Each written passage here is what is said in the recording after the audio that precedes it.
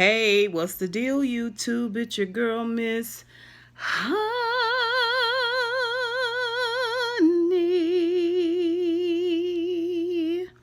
Welcome back to the channel, you guys. It is your girl, Miss Honey, here for a Real Housewives of Potomac review. I don't know the number episode this is, but the episode title is Look Who's Squawking.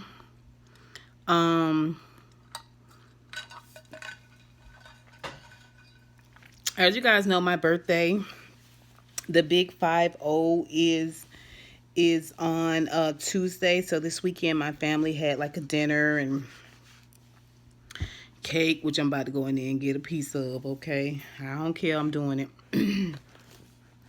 So this is gonna be a real quick video because I have literally been up all day. So long story short, the ladies are going to Monique's lake house, and everybody's overpacking to go to the lake house. They did a nice little montage where Monique talked about all the things she was doing it to make it nice at the lake house. This is there are going to be, I think, 2 or 3 episodes, probably like 2 episodes at the lake house. So this is the first episode at the lake house. All of the ladies are coming, including Candace, who Monique said she definitely invited. Monique, Karen, and Giselle all rode down together. And T'Challa. Everyone else came on their own. Wendy did a lot to be able to leave her baby. She is only giving her baby breast milk, so she had to pump in order for the baby to have enough milk for her to be gone. I thought she said she was gonna be gone 3 days or something like that. Ashley has to bring the baby. Michael does not want her to leave the baby in any way, shape, or form. Ashley does try to come across like she couldn't leave her baby, like she would never leave her baby, like with me and this baby is, inseparable. But Michael, the way Michael was talking to Ashley about the fact that she had to take the baby, she needed to take the baby, she better take the baby, I could tell that she would have been okay with leaving him with Michael and somebody there to help Michael. He didn't want her to leave the baby though. So it's not really, when things escalate between her and Wendy, it's not really the fact that she did not want to be without her baby. She brought her baby because she had to bring her baby, because she got the kind of husband that's like, you wanted this baby, this your baby, I'm fine with the baby, but this your baby to take care of. Like when you get a puppy, it's your responsibility. You're going to have to walk him and clean up after him and change him and all of that. That's how he treated her about the baby. Now, I'm just being honest with you. Okay, so they all get there. And Wendy makes it seem like in the confessional, she did all of that because she was not allowed to bring her baby. Okay. But we later find out that it had Wendy expressed that she didn't want to leave her baby, that she could have said that and she could have brought her baby, right? So there was that. The conversation went south between Wendy and Ashley when Ashley came in, because Wendy was being kind of accusatory and she was kind of making it seem like Ashley was doing too much. Everybody was like, she's a new mom, and Wendy was like, I'm a new mom too. It was like, no, you're not a new mother though. Like, this is your 3rd child. This is her first and baby, right? She wouldn't budge from it. Wendy would not budge from it at all. Like, and she was getting, very passionate about the conversation. Here is my thought process, and y'all tell me what you think. Put it down below. I think it didn't have nothing to do with how much she prepped to leave milk for the baby. I don't think it had anything to do with Ashley doing too much. I think she was upset with Ashley because Ashley bringing her baby made Wendy feel like Ashley was showing her up. Okay, so I think Wendy felt like Ashley was showing her up. Ashley was maybe exposing her a little bit, or and Ashley said, "You're projecting, you're projecting, you're projecting." I think that's why she was projecting. I think she was projecting because she felt like it made her look bad that she didn't bring her baby too. I don't think she wanted to bring her baby. I think she wanted to be away from them children because they a wild bunch. Her household is a busy household. And she got a lot going on, and she enjoyed relaxing and drinking. That's just my opinion. The house don't have good Wi-Fi. Nobody's able to get a decent signal. I think Giselle is funny in the confessionals, but I also feel like Giselle is mean. I think it's weird that you have such this relationship with your husband, with Jamal, and that you have to get on his calendar. Like you have to get him all penciled in. He's just that busy. Yeah, I mean, he could cheat on you 5 ways a Sunday. You wouldn't even know it. You wouldn't even know it. Like, you don't even get to see his calendar. Like, you don't even know what's on his books.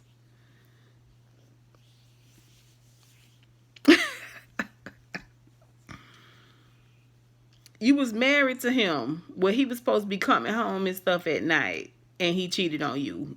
He across, he a few states away, and you got to come and get on his books. Like, okay, anyway, but she is funny in the confessional. At the same time, she does come across as a little bit mean.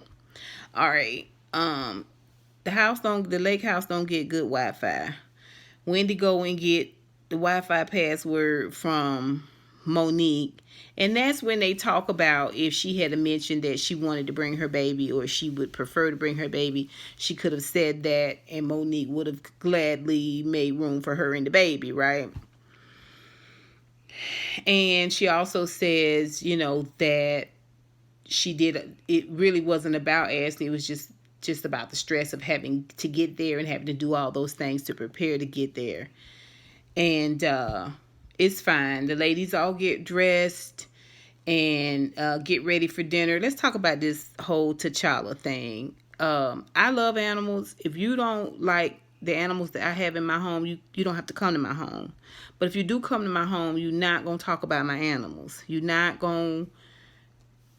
just not. I mean, I'm not having you talk about my babies. And if you got something quick to say, that's fine. We laugh it off and we go on. But you're not going on and on about my animals. Now, having said that, let me say this. It wasn't safe to me for her to bring T'Challa because of T'Challa, for T'Challa's sake. Like, being around people who are afraid of animals, they could hurt your animal. I don't take my baby. If you scared of dogs, then we have to meet at your house. But you're not going to be kicking at my dog and swiping at my dog and all of this stuff. Like, I'm not having that. I don't care. Y'all say whatever y'all want to say about it. But, yeah. I don't think she should have brought T'Challa for T'Challa's sake. Period. And a lot of the girls don't want T'Challa around. I just don't think she should have brought him for that reason alone. So, I just wanted to add that sidebar. So Monique made it very nice for everybody. Robin and Giselle were down in the guest house together. I feel like Monique was being really good-hearted about everything, because me, I'd have split them heifers up. I'd have split them up. I'd have put one in one place and the other one in another place. That's what I would have done. I'd have put Karen and Giselle in the guest house. That's what I would have done. Mean. Ooh, she's so messy. She's so messy. Anyway, so she made it nice for everybody. Monique made it nice. She had a chef there cooking, and the chef made it really beautiful. The table setting, she had people there serving and pouring the wine. They were African American chefs. I really liked that. Private chefs. I thought that was very, very nice. It's a beautiful piece of property. The thing about it is there are a lot of things that you introduce African Americans to, and some people get it just fine. If you from the South, you love to be outdoors, you love to be outside, you love to be in the country. A lot of people from the city, they don't want to be around bugs, they don't really want to be around trees, they got allergies. You know what I'm saying? Even though where they from got like lots of rats and roaches and you know what I'm saying, pigeons and stuff like that. For whatever reason, when they come to the country, it is just like so foreign. It is just so foreign. The problem I have with a lot of black people is that just relax and embrace it. Just relax and embrace it. Just relax, embrace it. You might like it. If you still don't like it, that's fine. But just try to enjoy yourself. Everybody, we not all the same. So it's cool. Like, I don't know. I don't know. I can't stand it. I can't stand it. I can't stand that smelling the food and you know, the trees, all the trees, it's in the sticks and it's mosquitoes and all. It's the country. Come on, y'all. It's a lake house. I didn't see why they brought all them suitcases and all them clothes and stuff. It's not like y'all going into town for dinner. Y'all dinner right there. Y'all supposed to be bonding and getting to know one of these. Bring comfy things, right? Nice things. Like something easy breezy and airy. Like, I would have wore the same earrings all weekend. I would have just put me some little boop bloop, bloop bloop bloop, or some little hoops in. I just don't get all that packing. But whatever, I guess because you're going to be on camera. Anyway, they get to dinner. Like I said, Monique made it very, very nice. And she had the table dressed real, real nice. And it seemed like everything was going well. And we had already had this incident where, like I said, Karen, Giselle, and Monique all rode down together. And Giselle brought up the fact that Wendy had said something about Ray and Karen's intimacy level to Robin. And Monique took the ball and said she heard about it too, and then she started talking. I was like, Monique, just be quiet. This is why the people say you talk too much. Like, just be quiet, Monique. And y'all know I love Monique. Monique to me is the prettiest one on the show. I love Monique. I love everything about Monique. But you do be doing too much. Like, take it down a notch. If Giselle wanted to repeat that trash, you let Giselle repeat it. There's no reason for you to get involved with that, Monique. There's no reason for you to weigh in on that ish at all. Okay? Let Giselle be the messy one.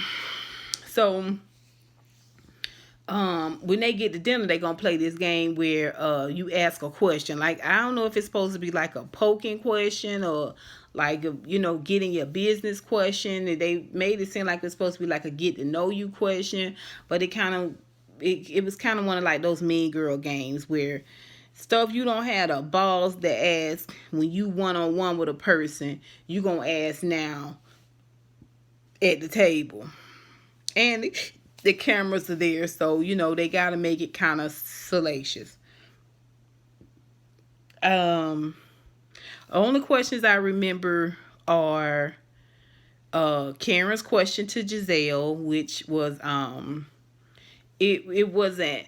Giselle kind of disarmed the situation because, as Karen said, you was married to a man for 12 years. He cheated on you multiple times with people in, and yes, this is what Giselle was saying. Yes, he cheated on you with people in and outside of the church. Yes, that's what Giselle said, and has had several children outside of the wedding and outside of the marriage and the relationship on you. And she said yes. I'm glad you asked that question. Not really. But it disarmed it. Her just kind of saying yes, yes, yes, and taking ownership of it disarmed the question. It took the bite out of it. And that's just what it was. It fell flat. None of the ladies asked any follow-up questions. Nobody questioned her anymore. Nobody said anything about the fact that they may know somebody that he slept with. Like, we all know somebody. We all know somebody. Nobody brought it up at all. Like, it fell flat. When Karen threw it, it fell like a mud cake. Then she turns and tries to get with Wendy about what Wendy said about her and Ray. But she gonna say, well, before you worry about what's in my panties, Wendy wasn't thinking about what was in your panties. All she was saying is what we all know, that you and Ray are not in there swinging from the chandeliers. At the most, y'all closed mouth kissing. At the most, girl. Now, it's some men out there that can get with you in their 70s, but Ray, I don't believe is one of them. He go to bed at like what, 4:30? When y'all getting it in? He pushing you up against the bathroom counter, girl. Come on now. It didn't need to be said. It wasn't none of her business. All true. But that mud pie you threw at Giselle fell flat and nobody helped you with it. Okay, so you gonna turn to Wendy and try to get to Wendy. And Wendy took it. She did. She took it. Then Wendy in turn take that same energy and projects it towards Ashley once again. Even though she has admitted that she was more upset about everything that she had went through. She was more frustrated and just tired and needed a drink and needed to get settled and all of that. When she got there, she admitted to those things. She admitted it, that she may have come across, in a certain type of way, but she wouldn't apologize for it. Now, I understand what she meant when she said she didn't think she should apologize for it. We have to look at things culturally as well as be present in the moment, the energy of the thing at the moment that it's happening. But I think also we have to look at things culturally. Now, I personally have not had the best relationship with Nigerians, but the Ghanaians that braid my hair, I think are just lovely. I think they're just absolutely lovely people. I would have them over for tea. Like, they're just absolutely lovely people. Really, really, really nice people. Okay? I don't have the best relationship with Nigerian women. I have had some really, really, really tough times with Nigerian women. I don't think it's all Nigerian women.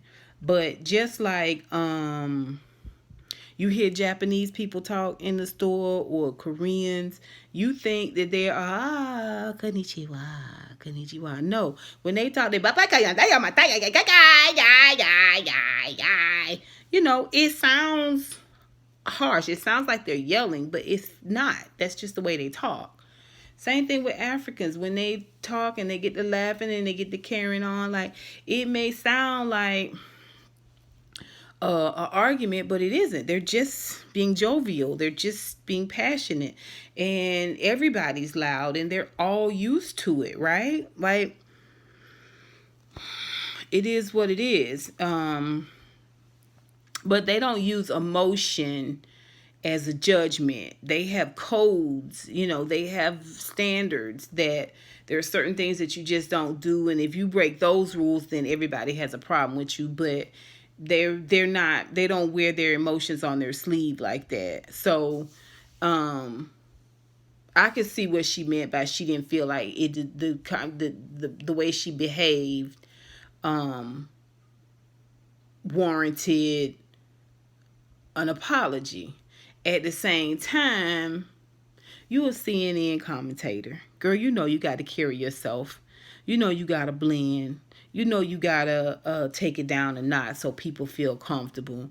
You know what I'm saying? You're not on CNN with your finger pointing and pointing and pointing. You're not doing that. You're not. You're not. You're not in your classroom telling people like yada yada yada.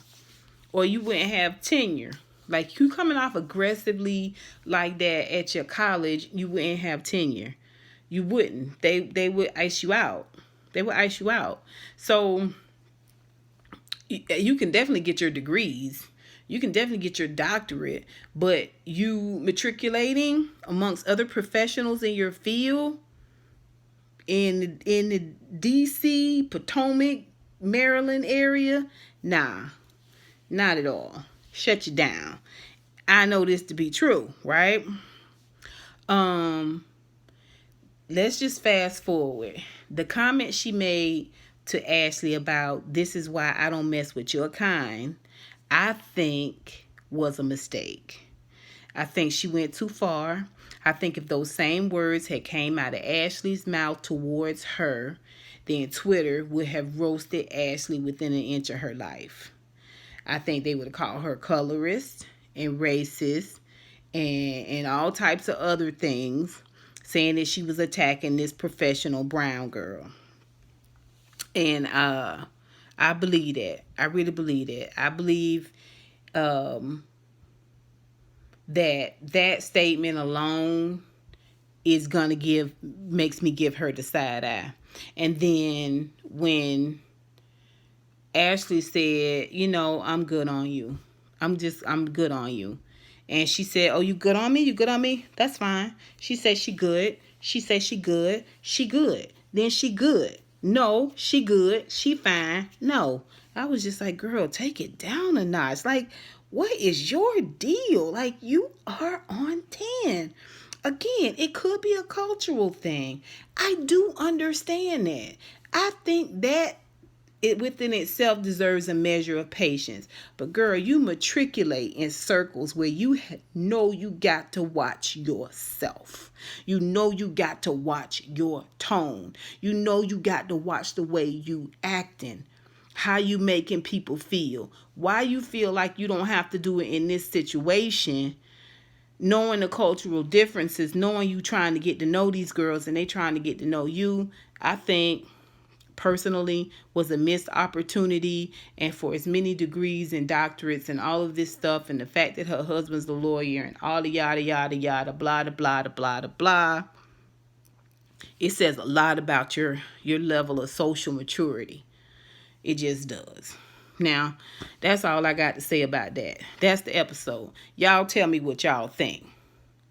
Please, please, please put it down below. I don't care nothing about Monique going down there trying to make amends with Giselle. If one more person go to Giselle and kiss the ring, whose ring is Giselle kissing? Who? Even when she went to apologize to Karen a couple of seasons ago for being such a butthole to her and a butthole to Ray, she did it in a joking manner. But people go to her, they got to kiss the ring. I ain't want to talk about that bull crap. Y'all tell me what y'all think. What y'all think about the episode? I really just kind of want to focus on Wendy, though. Like, what do you guys think about Wendy's whole energy, her whole persona? Put it down below. I would really, really welcome the conversation. And until next time, honeybees. Mwah, mwah, mwah, mwah, mwah.